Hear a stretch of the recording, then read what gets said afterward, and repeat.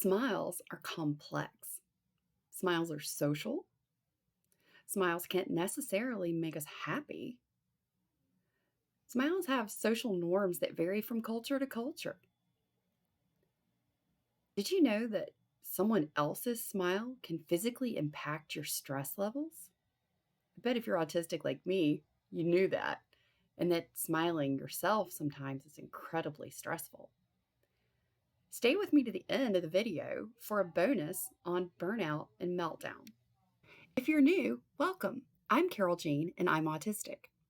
Join me each week as I share with you all the interesting science that I've found and how I became socially intelligent autistic. Let's get started. A shout out to my buddy Tony for the clip recommendation to follow. So, has this ever been you? Like you've attempted a smile? Maybe this is what happened. I am Mantis. What are you doing? Smiling. I hear it is the thing to do to make people like you. What if you do it like that? Or maybe someone's told you to smile, and this could have happened. Fine. What do you want me to do? Smile.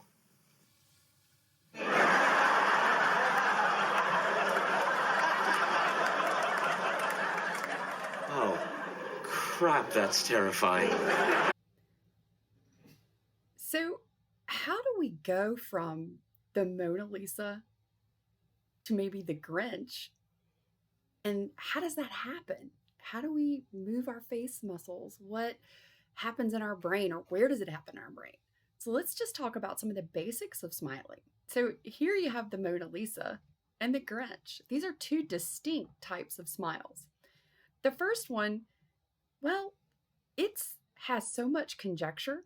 There's so much speculation and research into Mona Lisa's smile that no one has ever exactly pinned it down. It's not a reward smile. It's not an affiliative smile. And it's not maybe a dominant smile.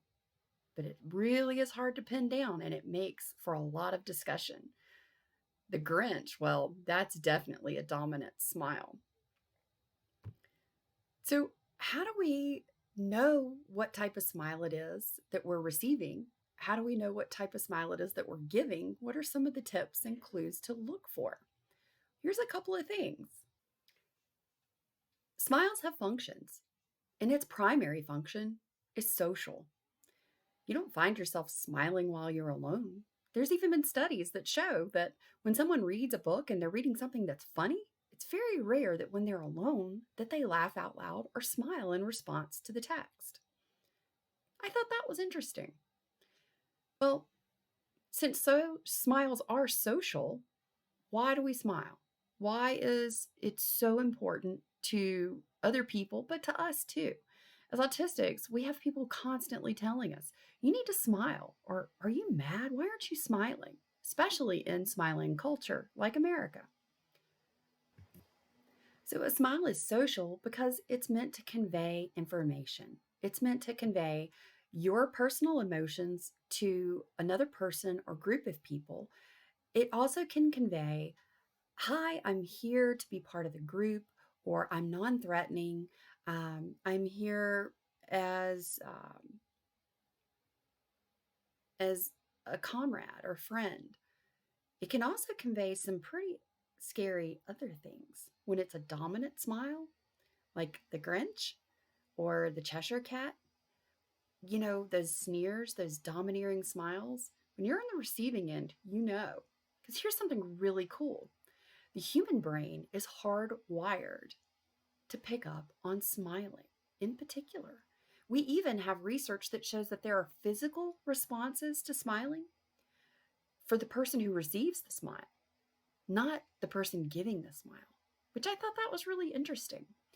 Like a reward smile or an affiliative smile, and I'll tell about those in just a second. But those two types of smiles do not necessarily elicit a cortisol stress response. Now, cortisol is the chemical in the body that's released when you're under stress.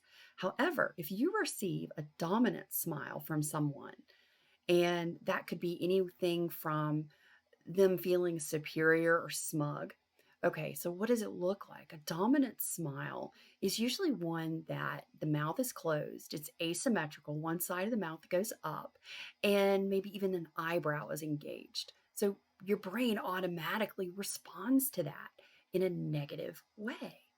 It's sending you those cortisol stress response to be alert. Isn't that cool? So, what's a reward smile? A reward smile is one that you give to someone when they've made you happy or they've pleased you, or you're trying to let someone know, convey to them that they've done something that's made you happy or pleased you in some way.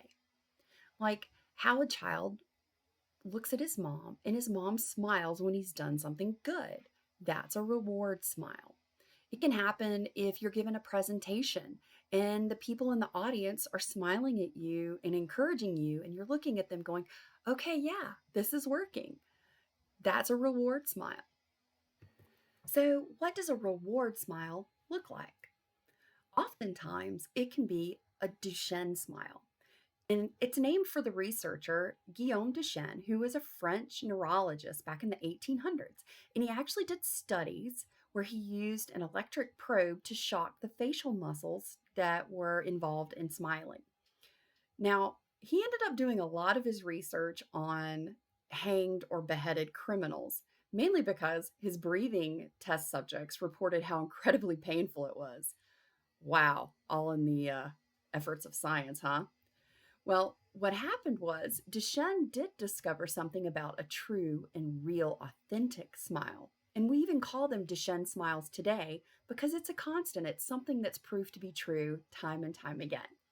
And that's called a Duchenne smile. And this is what's engaged not only your mouth, but the muscles around your eyes. So the muscles that are involved in a Duchenne smile are here, and they're called the zygomatic major. It's the muscle here in your cheek that draws up the corner of your mouth. The muscles around your eyes that create the little crinkle around the crow's feet here, okay, those are, let me try it because I always get tongue tied. Orbicularis oculi. Oh, yeah, I did it. Okay, so those muscles crinkle up and cross the crow's feet. So only a true, authentic smile that originates from a place of real emotion engage both the muscles of the eyes and the muscles around the mouth at the same time. That is a specific Duchenne smile. So, what about an affiliative smile? What is that exactly?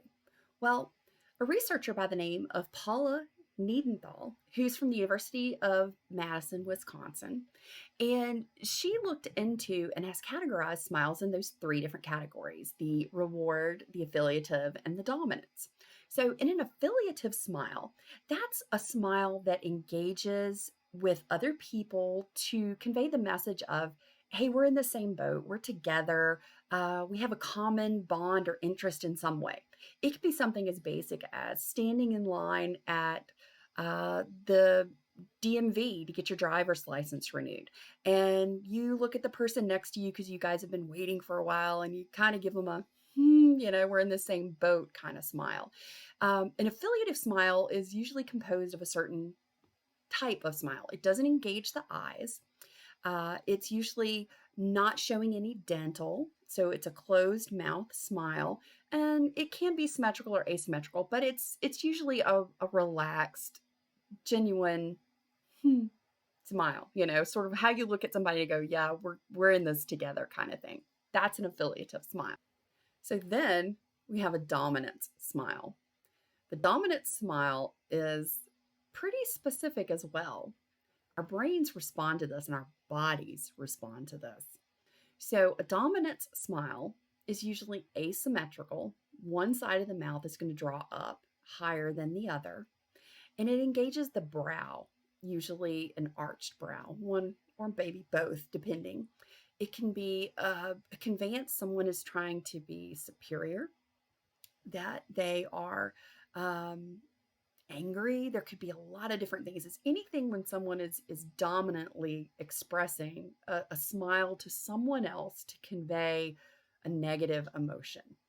So why is a dominant smile so powerful? Why can it off-put someone? Now, here's something interesting.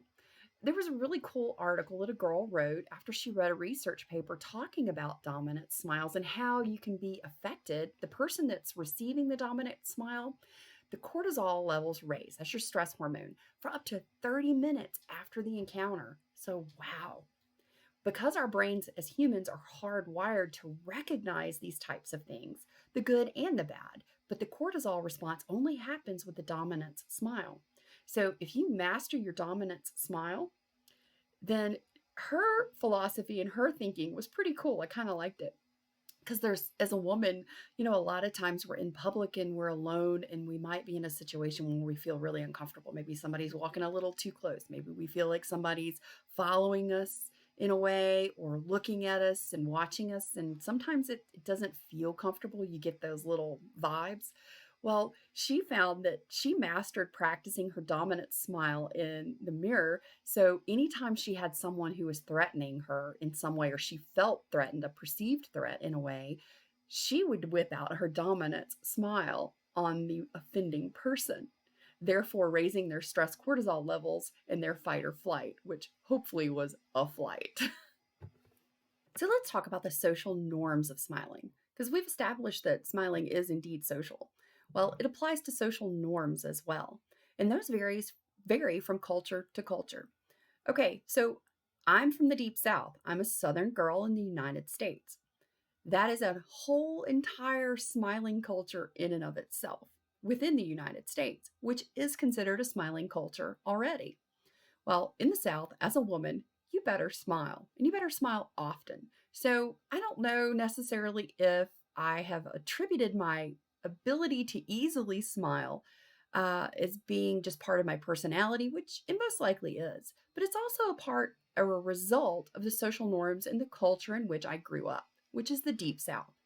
Okay, so what I found really interesting in a lot of science research that's out there about the social norms of smiling is that it varies widely from culture to culture and country to country. So I've read a couple different things. Well, I've read a lot of different things actually. Well, it's so overwhelming. I'm trying to filter it all down and sort of share with you the things that I thought were pretty cool. So here's some of it. Social norms of smiling. Here's a couple things. First, it varies. It doesn't happen everywhere.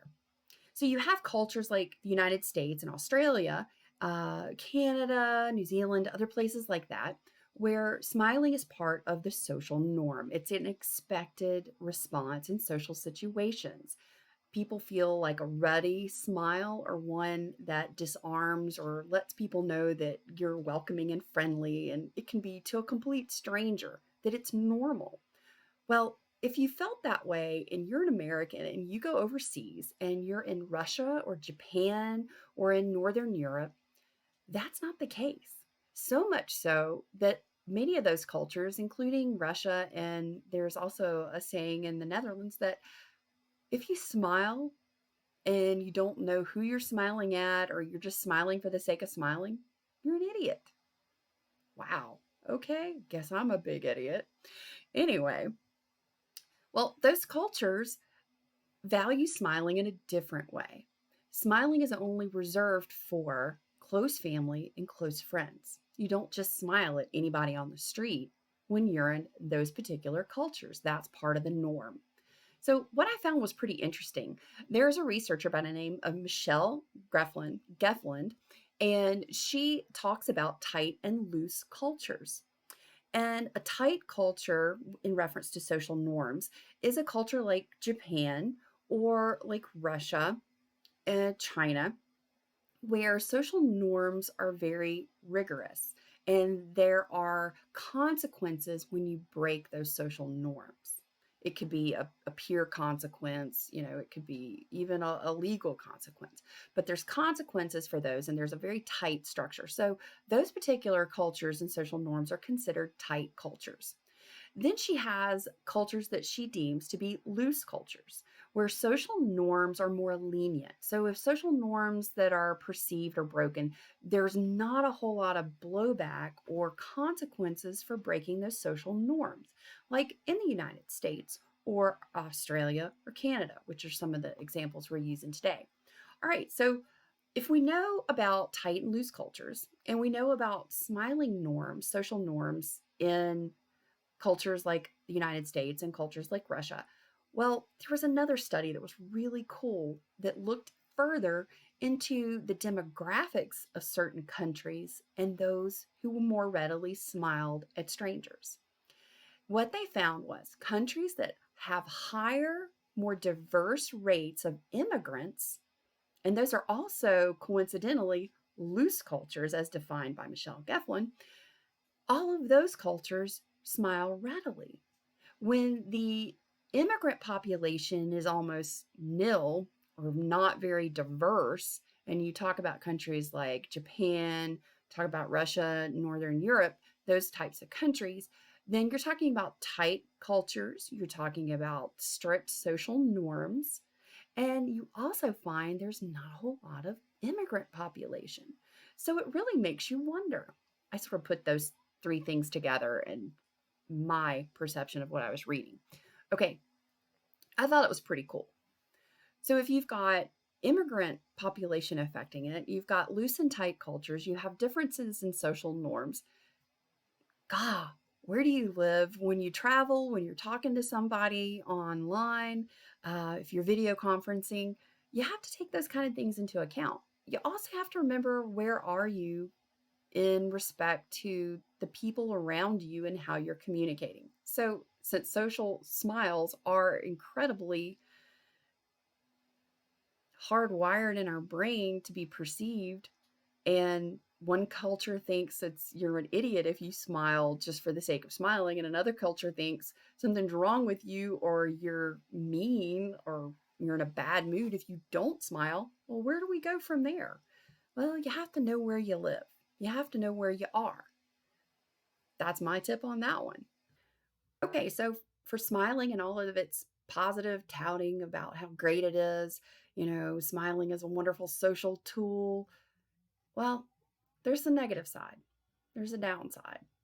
And that's pretty important to us as autistic people, because that downside impacts us a lot more, I think, than the norm. And here's why. In research, the term is forced cheer. So if you're in a service industry business, and they have found that just the neurotypical person, when you're in a service industry and you're having to smile at customers all day long, no matter how you feel, what happens over time is that your external isn't matching up with your internal true emotions, and it causes a tremendous amount of stress. It causes some exhaustion, and it causes a lot of self-medication. It's reported after some of these research projects that the test subjects, when they are under forced cheer, when they're forced to smile all day long, when they didn't necessarily feel that way and it's been over a long period of time, they'd go out for drinks more often after work. They'd self-medicate in other ways because they were so stressed. One of the other things too that they found is, under forced cheer, you can make more errors. So if you're in a business situation, if you're in a home situation, and as autistics, we kind of find ourselves in this position, not in a service industry aspect, but just in the world in general, especially if you live in a loose culture where smiling is a norm. We're being constantly told, or very acutely aware, that we have to smile more often, maybe when that doesn't match up with how we feel internally. So we're making more errors. And I have a hard enough time making decisions and making actions and judgments on my own on a good day. I sure as hell don't need any help feeling worse. Sorry for the bad word. But yeah, that's stressful enough. I said a bad word. Wow. But yeah, it is. It is super stressful. When you're in social situations and you're trying to figure it out already, sort of what the dynamic is, and how to act or behave in that situation, and you know that you need to smile and you're trying to sort of figure out how to do it, that adds a lot of stress. So you can make more mistakes. You end up self-medicating. These are all pretty tough points, right? Especially for us.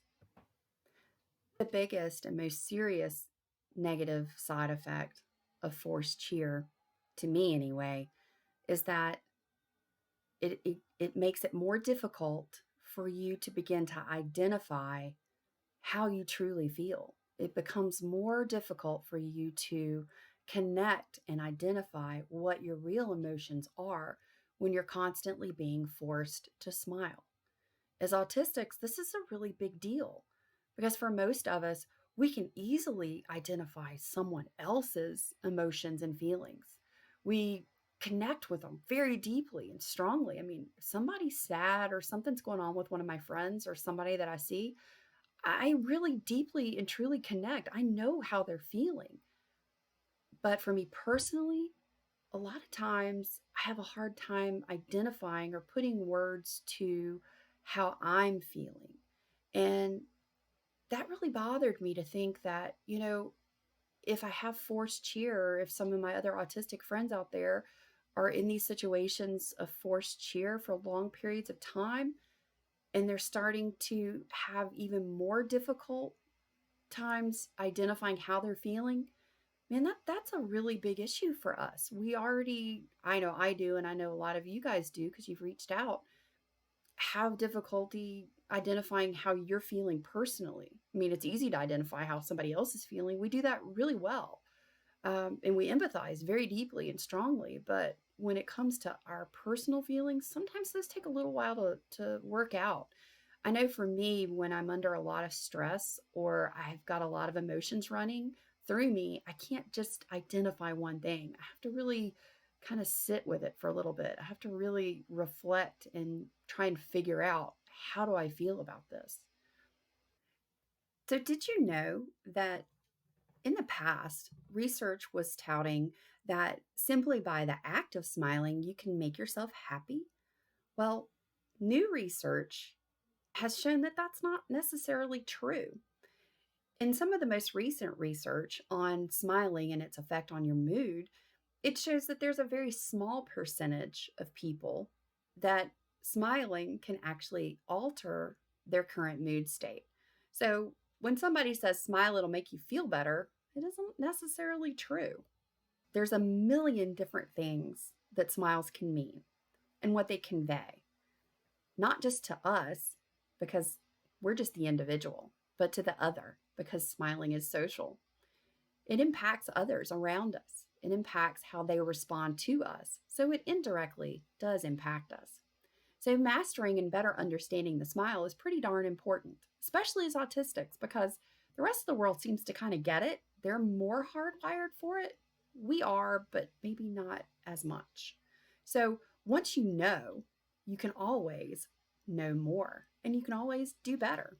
There's a great book out by Marianne LaFrance called Lip Service. I've got all the links for the articles that I found and all the research, as well as any graphics and info, all included in the description below. So check it out. Stick with me and click on the video that I've linked up above on burnout and meltdown. I've had a pretty rough couple of weeks, the last 2 weeks in particular. And it's not because I've been socially isolated, because like most of you, it's been kind of nice, right? I can't say that social distancing has hurt my feelings. I do, however, miss being with my friends and going and doing things because I am a pretty social person. But I also have a lot of stress, and maybe you do too. And that stress over time, as it builds up, especially in us as autistics, we experience something called burnout and meltdown. So I've included a special video here at the end, and I'd love to share it with you. And I also have an additional clip for pretty bad breakdown that I had recording this for you guys a couple days ago. I want to share this with you because I feel it's really important. So join me